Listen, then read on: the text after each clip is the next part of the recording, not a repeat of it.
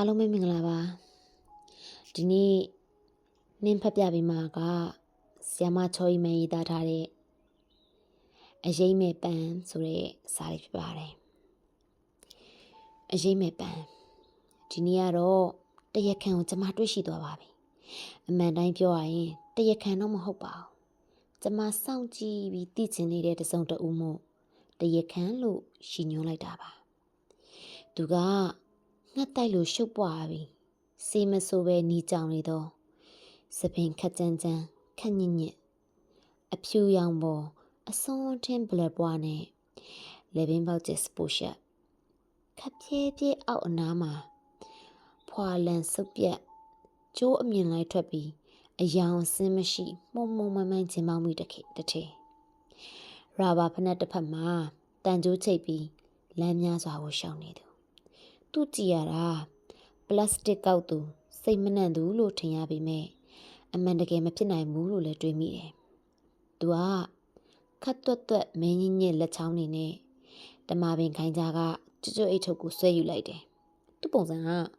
ဘေးဝဲရပတ်ဝန်းကျင်ကိုခယူထားဟန်မပြုတ်။သူလှုပ်ရှားရှိတာကိုလုပ်နေတယ်လို့ပဲ။ကျွတ်အိတ်ထဲကိုတစ်ချက်ကြည့်ရင်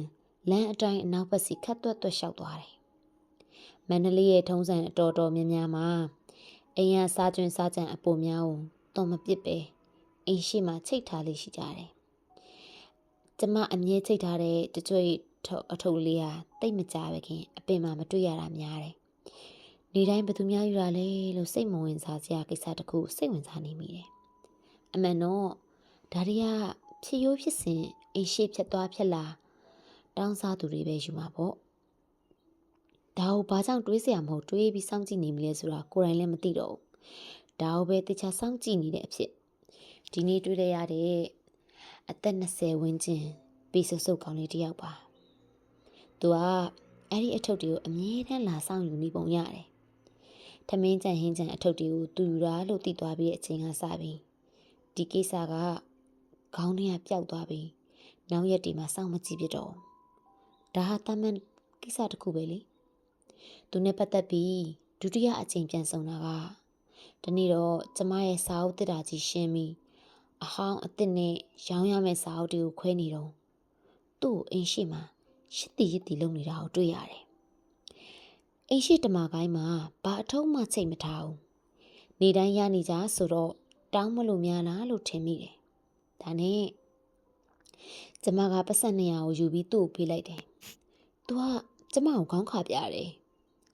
ကျမရဲ့ပြန့်ကျဲနေတဲ့စာအုပ်ပုံကြီးကိုလက်ညှိုးထိုးပြပြီးစာအုပ်ဖွင့်တဲ့ပုံလုပ်ပြီးသူ့ရင်ဘတ်သူပုတ်ပြတယ်။သူစာအုပ်ဖတ်ချင်တယ်ပေါ့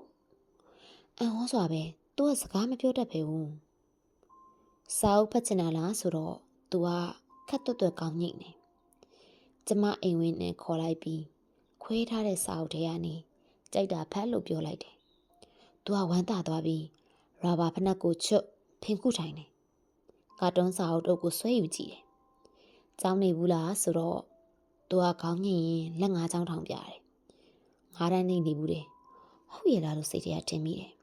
။စကားမတက်သူကဘလို့ကျောင်းနေမှာလဲ။ကာတွန်းတွေကိုစိတ်ဝင်စားနဲ့ကြည့်နေတဲ့သူ့ပုံကလည်းဟုတ်နေတယ်လို့ပဲ။သဘောကျရင်အတန်ထွက်ပြီးတော့ရီလိုက်သေးတယ်။မဂဇင်းအဟောင်းတွေကိုလည်းစလုံးများပေါင်းဖက်နေသလားအောင်မရတယ်။ဘာပဲဖြစ်ဖြစ်သူ့ချီနေနဲ့စာဖတ်ဝါသနာပါနေတာကိုဝမ်းသာမိသေးတယ်။သူကစာအုပ်တွေတအုပ်ပြီးတအုပ်ကြည့်နေတယ်။အချိန်တော်ကြာလာတော့သူဖတ်နေတဲ့မဂဇင်းနဲ့ကာတွန်းစာကိုပေးလိုက်တယ်။မဟုတ်ရင်သူကဒီမှာတထိုင်နဲ့အပြီးဖတ်တော့မယ်ပုံမယ်။သူကစာအုပ်နှုတ်ကိုရင်ဘတ်ပိုက်ပြီးခေါင်းညှိအလေးပြုတယ်။ကျေးဇူးတင်ပါတယ်ပေါ့။ဖင်ကူးထိုင်ထားတဲ့ရာဘာဖနက်ဆုပ်ကိုပြန်ဆွရင်ကြီးအပြည့်နဲ့ခြေထောက်တစ်စုံကတွက်လက်နေတယ်။မင်းပင်မနေတာလေလို့ကျမလန့်အမေးမှာသူကလက်နှစ်ဖက်ကိုပါးစပ်မှာကိုက်ရင်ဝူးဆိုတဲ့အတန်လောက်ပြတယ်။ဘာလဲဆိုတာတွေးမရအောင်။နောက်တော့လက်နက်မီးရထားပုံစံလုပ်ပြပြီးတဝူးအော်မှတိသွားတယ်။သူဆိုချင်တာကဘူရာယုံဖြစ်ပါလိမ့်မယ်။ဘူရာယုံကိုပြောတာလားဆိုတော့ခက်တွတ်ကောင်းညိနေ။ကောင်လေးကအနောက်ဘက်စီအပြေးတစ်ပိုင်းနဲ့ထွက်သွားတယ်။မထင်မဖက်နဲ့ဒီကောင်လေးကကျမစိတ်ထဲပြန်ဝင်ရောက်လာခဲ့တယ်။ စားအုပ်ယူသွားတဲ့နေရာစပြီး3-4 ရက်မတွေ့ရအောင်အိမ်ရှိရအထုပ်ကလည်းတခြားသူတွေယူသွားကြတယ်။ဒီနေ့တော့သူတမခိုင်းမှာအထုပ်ဖြုတ်ယူနေတော့ကျမကဝင်တကားမှာတွေ့တော့သူကပြုံးပြတယ်။မင်းပဲပြောင်းနေတာလဲလို့ကျမအမေကိုသူကခေါင်းတွင်ခါပြီးကိုဘူးဆန်းလက်ခါပြတယ်။အော်နေမကောင်းဖြစ်နေတာဟုတ်။ဒါကြောင့်သူ့ကြည်ရတာမှိုင်းနေတယ်လို့ပဲပို့ပြီးတော့မှိုင်းနေတယ်လို့ပဲ။သူကလူပုံစံကြီးစင်ငယ်လိုက်လှုပ်ပြပြီးလက်3ချောင်းထောင်ပြတယ်။အော်မင်းအောင်မှာ3ယောက်ရှိသေးတယ်ဟုတ်လား။သူကခေါင်းညိနေ။အဲ့ဒီနေရာတနာတာနဲ့အင်ကထမင်းနဲ့ဟင်းနည်းနည်းပို့ထည့်ပေးလိုက်တယ်။ကျမတို့အတွက်ဒီထမင်းနဲ့ဟင်းတွေကရုပ်နေသွားလို့ဘာမှမဖြစ်နိုင်ပေမဲ့သူတို့အတွက်သေရေးရှင်တည်းများအရေးကြီးနေနိုင်တယ်လေအရှိရန်အနီကကျမကိုဘသူနဲ့စကားပြောနေတာလဲတဲ့ကျမတို့တော့စံပါပဲလို့ပြောသွားသေးတယ်ပြောမှာပေါ့သူတို့ဒါမျိုးတွေနဲ့ဆိုစကားပြောဖို့နေနေတတာအိမ်ရိတ်တောင်အနှင်းခံမှာမဟုတ်ဘူးလေလူစိတ်တွေဆိုတာအမျိုးမျိုးပါပဲစေတနာနဲ့ထိုက်တဲ့လူမျိုးဆိုရင်တော့ဥပ္ပခါပြုချင်မအောင်တိတ်မကြခင်ကကျမအိမ်မှာအမြင်အမိုက်သွန်နေကြဖြစ်တဲ့မျက်စိတစ်ဖက်နဲ့လူကြီးကိုပတ်စံပေးပြီးအိမ်ထဲကတစ်ပင်တွေခုတ်ပြီးအမိုက်ရှင်းခိုင်းတယ်။အဲ့ဒီလူကစာဖတ်လဲဝါသနာပါတယ်။ကျမပြိတ္တလည်းဖြစ်နေတာမို့စာအုပ်တောင်းဌာနပြုလိုက်သေးတယ်။သူကအခုဗမာအလူလုံနေကြောင်းသူ့အမျိုးတွေမိတဲ့ပါသွားကြောင်းပြောလို့ကျမရဲ့အဝတ်စားတွေကိုကုသိုလ်ပြုလိုက်ပါသေးရဲ့။ဒါမဲ့သူပြန်သွားတော့အိမ်ဟာမိကျိုးခွေကြီးအစ်စ်ပါသွားတာကိုဒေါသတွေမျိုးသိလက်ရတယ်။စေတနာကိုတန်ဖိုးမထားတဲ့သူတွေအတွက်လည်းတစ်ချိန်တစ်ခါပဲအခွင့်အရေးရနိုင်တယ်။နောက်တော့အဲ့ဒီလူကအိမ်ရှိအမိုက်ဖြတ်သိမ်းဖြတ်သွားဖြတ်လာတော့လုံးဝမတွေ့ရတော့ဘူး။ဒီကောင်လေးကြည့်ရတာစုပ်ပြတ်တက်နေလို့သာတနာစရာစင်းရဲနှုံချလို့လူရမဝင်နဲ့ကြားတယ်စကားမပြောနိုင်တော့ပူဆိုးနေတယ်။ကျမကူညီပေးနိုင်တာလောက်ကိုတော့ကူညီမယ်လို့စိတ်ကူးမိတယ်။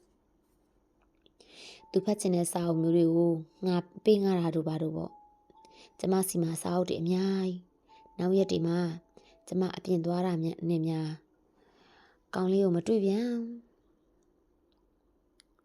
ဒီကြားတဲ့ရန်ကုန်မှာသွားဖို့ဖြစ်လာတယ်။ရန်ကုန်ကိုသွားဖို့ဖြစ်လာတယ်။ဘူရာရောက်သွားတော့ဒီတစ်ခါရထားဘာဖြစ်လို့လဲမသိဘူး။ပထမစင်ကြံမဟုတ်ပဲတတိယစင်ကြံကိုခဏရက်ထားတယ်ဆိုလို့အိတ်တီနဲ့တတိယစင်ကြံပဲရောက်လာတယ်တွဲတွေပြန်ချိန်မှာတဲ့